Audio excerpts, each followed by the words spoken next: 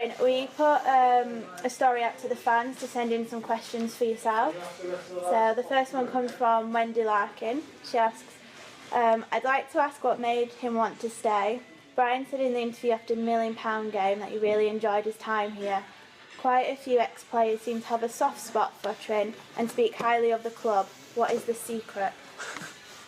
Yeah, I'm not sure about historically, but I believe that that's the case as well. But certainly the group of lads that were here last season made me feel very welcome. In fact, everybody in Wakefield that I had the pleasure of meeting and working with here obviously is the major part of my existence in the UK. So, you know, I just felt comfortable from the beginning, and I still feel comfortable now. That it's a great place to work, and particularly our senior guys. I think Danny Kermond and Nick Scruton in particular were probably didn't receive enough praise for the job that we got done last season. As a group, they led the way for us, so I'm really happy about being back again. Roger Mans asks, I'd like to ask Brian Smith what he's doing to tighten up our defence. Last season, over 23 games, we conceded on average over 40 points a game. Well, our defence this season is going to be much better. It's just got to be. There's no two ways about it. There's a big emphasis in our preparation. Our training this season has got a huge defensive content in it, and you know, there's no reason why we can't improve. Mike Lokman from New Zealand has put, we are also relieved that you have agreed to coach 2016. As a Wakey boy living in New Zealand, I believe the Aussie teams play a lot faster, a more inventive game than the Brits. Do you think Wakefield can be challenged to do the same with you at the helm?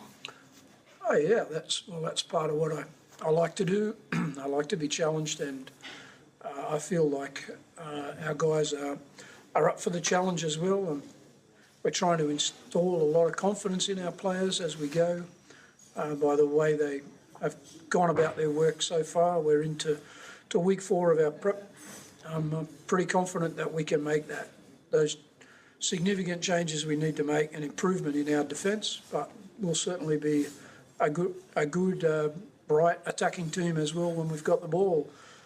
I agree with that the fact that Aussie football is quicker. Guys who play down under are, in the main, on average, they're physically bigger and stronger. But that doesn't mean it's better. It doesn't mean it's more entertaining. In fact, I think some of the games here that are played in the UK by some teams there's more ball movement. There's more bright attacking play. So that'll certainly be one of our goals. Dean Gledhill has asked, now Wakefield staying in the Super League, what are your thoughts on bringing young talent through from the academy than buying players in?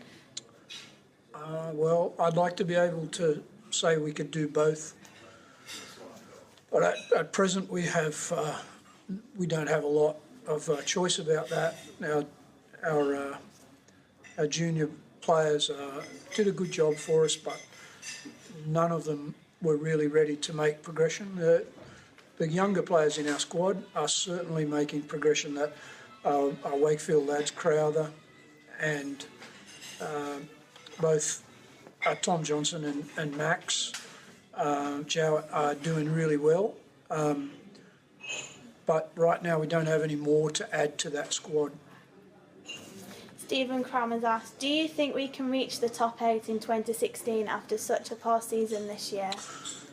Yeah, it's a big jump. I understand people, if you look at the statistics based around performances in 2015, it is a significant rise that we're going to have to make. But, you know, I've learned over, certainly at some of the places I've been and some of the places that I've seen, I've not been there, but outside of my own experiences, in sport, you know, great achievements can be made. You can get a result almost instantaneously if there are enough people who believe and they're prepared to work hard enough, and we add some smarts.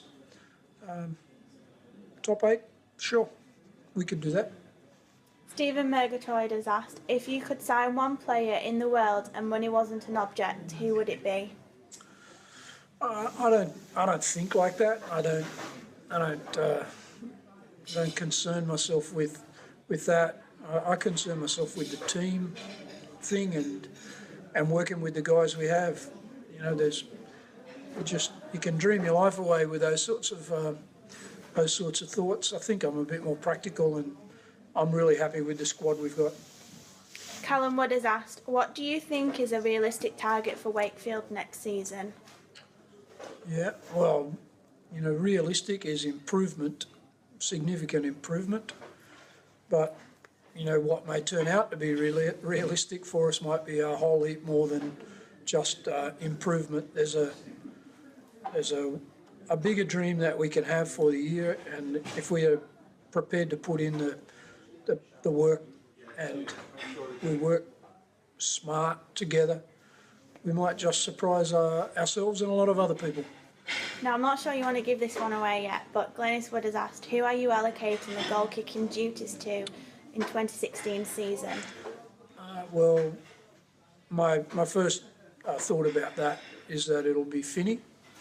I think he's a proven goal kicker. At one stage, I'm led to believe he kicked 40-something goals in a row.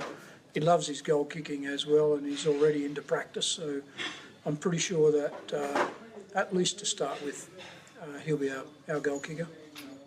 She also asks, completely unrelated to rugby, what is your favourite type of food and what is your favourite drink? I'm a bit of a pig. I'll eat anything. I love roasts and slow cooking meats and veggies to eat and to drink. Yeah, probably. I do like an English bitter. I like the bitter beer when I come to live here. I have a few occasionally. Sue Parker has said, Brian, thank you for helping secure our Super League status for another season. What persuaded you to return for 2016? The challenge involved and the people I met. I think you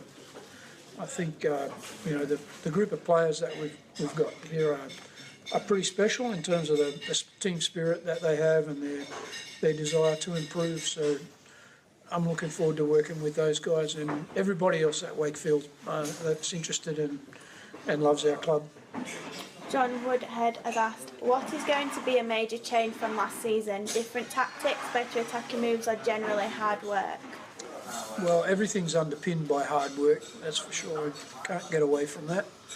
And we don't want to. The challenge is how much work we can get done. And at the moment, our lads are on fire. We're just incredible effort and enthusiasm in our ranks, and we're really enjoying the opportunity to get the preparation done to be in really good shape.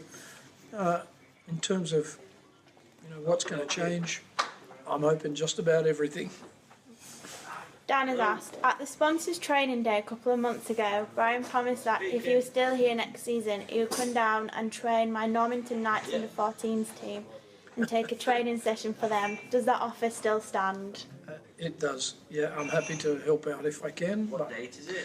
I need to talk to whoever that man is. I remember the conversation. I don't remember the promise, but I certainly would like to help out if I can. And finally, John Bobble has said, for the last 10 years, I think we have struggled with a lack of speed in the team. Team runs from dummy half have been pretty slow and we have failed to back a man up when making a break. Do you have any plans to change this? Yeah, I think it's a little bit unfair to sort of just highlight one point. I think when you're looking at in team improvement, you examine everything that we do and we try to get better at everything. In a team game, one thing leads to another. If our bigger guys fight hard and run hard and play the ball faster, our dummy half play will improve, particularly the running out of that position to make more metres. I don't disagree that those things need to be addressed, but there's lots of things, and we're trying to get across all of those right now by working hard. We're doing 6 days a week at the moment, so the boys are getting plenty of opportunity to address everything that we need to address for a big start to the season.